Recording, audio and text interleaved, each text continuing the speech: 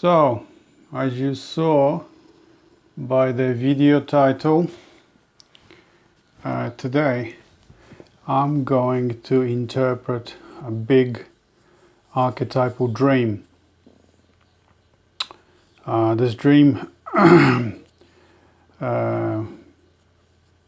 happened to someone some years ago now, and she brought the dream to me to interpret.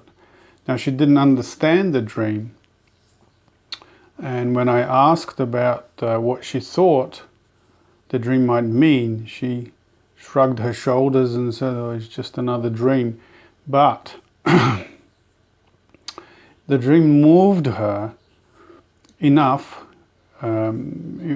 She felt that it was important to not just merely forget about it, which usually happens these days. We simply forget about the dreams, or we don't remember the dreams because we don't.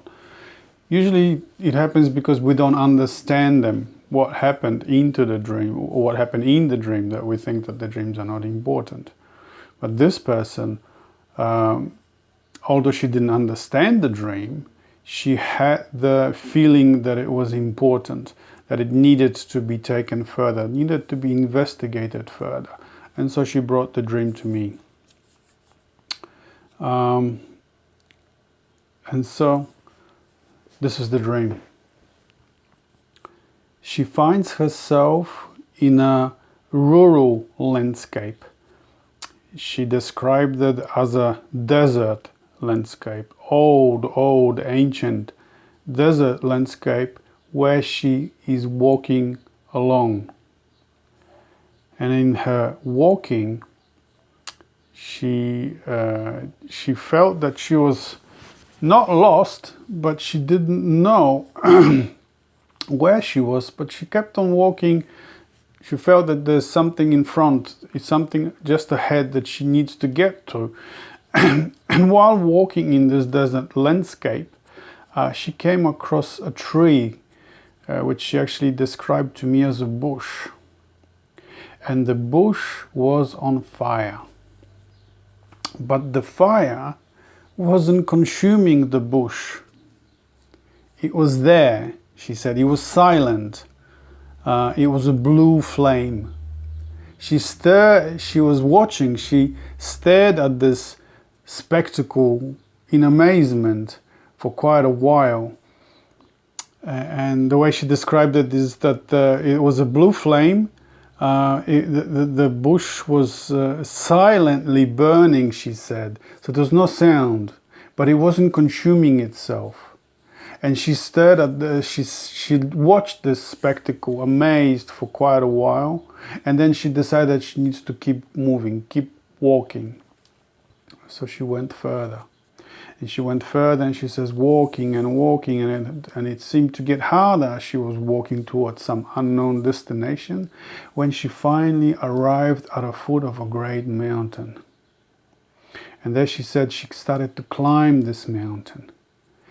And the more she climbed, the higher she climbed, she said, it was more difficult for her to walk, more difficult for her to climb.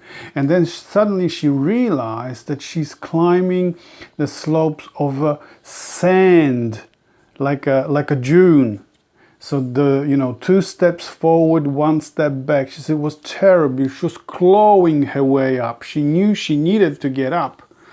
But it was because it was sand. It was, she moved a little bit up, and then she would slide down, moved a little bit up, and then she would slide down. But she was determined enough to make it all the way to the top of this mountain. And she made it all the way to this top of the mountain. Eventually, she said it was terrible, very difficult going. And what she found is that the mountain was actually an extinguished volcano. A huge rim volcano, several kilometers.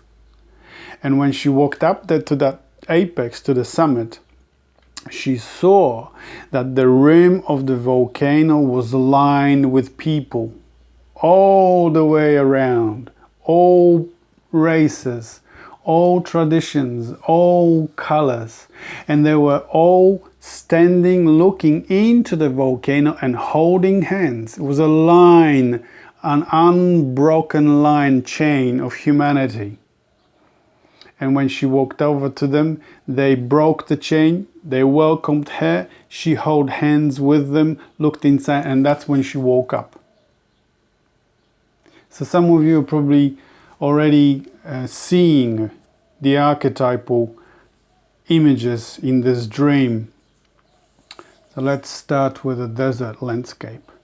Desert is a very old archetypal symbol of moving inwards, of moving, leaving the outside world and its concerns to your inner world and its concerns. When Jesus went to see John the Baptist and was baptized by the Baptist, and he didn't find what he was looking for. John the Baptist was the highest spiritual teacher, or most popular spiritual teacher of the time. So Jesus walked over to the Baptist, hoping to find what he was looking for. Baptist baptized him, and he didn't find what he was looking for. He went past the Baptist into the desert, and it was in the desert that he went through the 3 temptations by the devil, and eventually had his own visions, had his own realizations, had his own insights. Wisdom came to him in his own visions. And after returning from the desert, that's when he started to teach. That's when his career started. His proper career started. So there's lots of images, especially in the Old Testament. You probably notice that some of these images are from the Old Testament, like the desert, the burning bush and the flame, yeah? So the desert is that turning inward. Now the desert is also symbolic in such a way that there's no water. That's why it is a desert. There's no life. There's no water, which can symbolize that the outside life, the rational life, has taken over your complete psyche. So it's missing the flowing, the intuitive, the living part of you, which is the soul. That's why it's usually the desert. And that's why when the dreamer walked up to the tree, to the burning bush, you probably recognize that image of the burning bush from which God spoke to Moses on Mount Sinai, right? It's the same burning bush. This is the tree of life. But whereas in Moses' case, the burning bush spoke to him, there was a conversation already between the unconscious and the conscious, between the soul and the individual. Here there wasn't. The person that had the dream, she was still afraid of the soul, of the irrational, of the intuitive, of the spirit talking to her directly. She actually was quite afraid of it. So the burning bush is the tree of life. The tree of life, the threshold, the middle ground, the intuitive middle way between the outside and the inside realities of life that communicate to you. But the burning bush, the tree of life, also symbolizes the threshold, the point where the outside is left behind and you enter the deeper inside, the archetypal. That's why the dreamer kept on walking and found the mountain. The mountain is another very, very old archetypal symbol of the center, like the tree. It is climbing up to the top of the mountain, climbing up to the center. That is to say, from your personal unconscious to the collective unconscious, from the personal mind to the collective mind, from the rational mind to the intuitive mind, to the level of the collective unconscious. That is to say, you're walking to the most inward center. And that's why the dreamer had such difficulty walking to that most inward center, because her intuitive life wasn't yet activated, or her outside life, the rational life, was still sabotaging the inner life, the life of the unconscious. The conscious The rational was far stronger. That's why you have the desert, you have the sand, the difficulty of climbing. But she made it with great, great effort, but she made it to the apex of the mountain. At the apex of the mountain is the mystery. Like Black Elk, for instance, the Sioux shaman and holy man. Many of you are probably familiar with the Black Elk story from Jung. He walked also to the apex of his mountain, and that's where he found the tree, the great tree of one mother and one father. Remember that? And the circle of each circle of the tribe was interconnected with all the other circles of the other tribe, the oneness. And this is exactly what the dreamer of this dream also found. She found at the center, at her most inward center, the collective unconscious level of the center, that she's not alone. She's not just one separate tribe, one tradition, one nationality, or one person with certain name, and that's just you. You're not part of anything else. She was part of the whole of humanity, an unbroken chain of humanity, our multipolar world, unity in multipolarity. That's why there were so many different nationalities and colors and traditions in that place.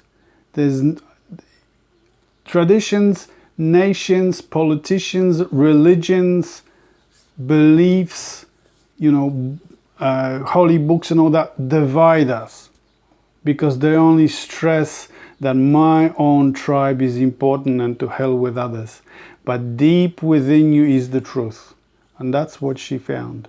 She found the realization that there is oneness in uniqueness. So the importance of this talk that I'm giving you today is that there are many, many people that have dreams, big dreams. People come to me and give me dreams that they thought they were not important. Oh, I just dreamt this and this and this. Sometimes even just one word, one sentence in the dream is important. It will be archetypal, not personal, not something to do with your everyday life, Will I be successful at getting a new job? Will I buy a new car? Find the next perfect lover? Will I win the lotto, buy a house, or whatever? Will my career be successful? That's the personal level. That's the lower level of the personal mind. The upper level of the collective mind is different. Its concerns are different, like this dream I found out. The concerns is of the identity with the rest of humanity as our oneness. Oneness in divinity. You are a divine being that is not separate from the interconnectedness of everything else. You're part of this nature. Your divine nature. And you're not something, I get a lot of, not a lot, but I get some people also come to me and say, I must be an alien, or I come from another planet to save this planet. Listen. You're the eyes, you're the ears, you're the tongue of this planet. You're the embodiment of Earth. Do you understand what I'm trying to say? You're a unique embodiment of this planet Earth.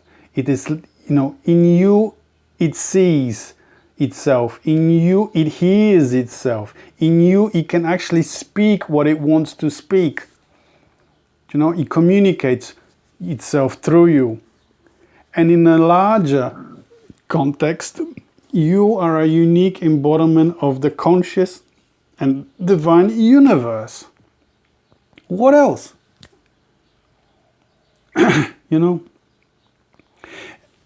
At this time in our conscious evolution, we are facing tragedy after tragedy on our planet. Wars, tribes, tribalism is a terrible thing. You can see this right now in the Middle East. When people who declare themselves to be different to others, superior to others, who declare that their God is better than the other God, but all they've done is given a different name to the same God, cannot get along with each other. It depends who has the power. You know, if you've got the politicians, if you've got the money, if you've got the technology, you're gonna oppress other people. It's human nature. That's survival instincts kicking in. But it's deeper, below, you know, above the survival instincts. When you reach the level of the heart, I will make a talk one day about the chakras. This is your tree of life, the 7 points. The first 3 chakras are the survival instincts. So this is the hoarding, the first one, food, eating. The second one is sex, reproduction, and the third one is power, holding on to power so that you can survive. Do you know what I mean? You can survive, your little tribe can survive, your family, and you know, the rest is not important. That's what we're seeing right now in the world. It's been like that for many, many thousands of years, but it wasn't like that always. We can see, you know, the older Neolithic culture, for instance, where we find all the figurines of the goddess, the older culture of the Neolithic, of the stone structures and such, which we know that it was a global tradition, global culture. We knew that we were all interconnected, that you know, we're like plants, will appear different on the surface, but underneath we are all the same, all one interconnected mystery, holy, divine, God, whatever you want to call it. So this is what let me just have a look at the time. So this is what I wanted to talk to you about. Dreams. People have dreams, especially now, like I was just saying before, because of the conflict in the Middle East, quite a few people are coming to me with dreams from the Old Testament. So this was one example where, you know, there's the burning bush, the tree, the same tree from which God, or the divine, spoke to Moses and gave him the laws, and so on. Then the laws, of course, took over your own personal experience. You were not allowed to have your own personal experience. Only the laws were important. So the books, when the writing language came into power, and the priests took over, and you know, only privileged knew how to read. So the rest had to be kept, you know, suppressed. Power comes in. That's the third level of the chakra. So there's a lot of people at the moment are dreaming quite old biblical or Old Testament dreams. I had someone come to me with dreams of Cain and Abel. Another person had a dream with the book of Jonah. You know, Jonah and the whale. When there's a saying that there's, I watched a documentary of uncovering Jesus' tomb, and it said that when one of the Jesus followers, or when you asked him, you know, Master, what are you up to? And Jesus replied, if you want to know what I'm up to, read the book of Jonah. In other words, you're coming out. Jonah was swallowed up by the whale because he was a nuisance. He was off-center, you know. He was creating a lot of havoc. He was creating a lot of problems. And so he didn't listen to God. He didn't listen to his own inner voice. So he got swallowed by the whale. Going into the whale is going inwards. And that's where you recover your own center again. And once you come out, that's the rebirth. And then everything was fine. Jonah was, you know, again listening to his own inner voice, and that's listening to God, and everything worked out well.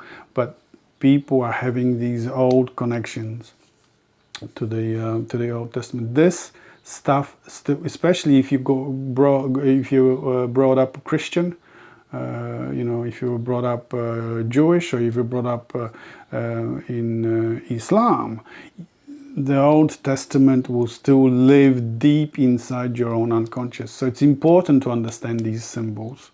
The mountain, the old burning bush, the tree, the desert. Like this dreamer, she didn't understand the dream, but she knew that it was important enough to bring that to someone who can give it the proper interpretation so that she can, you know, this is a life-changing event. She wasn't just something, oh yes, or I climbed the mountain, oh yes, and yeah, that was it. It was, you know, if you understand what actually happened to you, that you experience the oneness in uniqueness of all of humanity, then it's important, extremely important. Yeah? Okay, so that's what I wanted to talk to you today, and until next one, I'll see you then. Bye.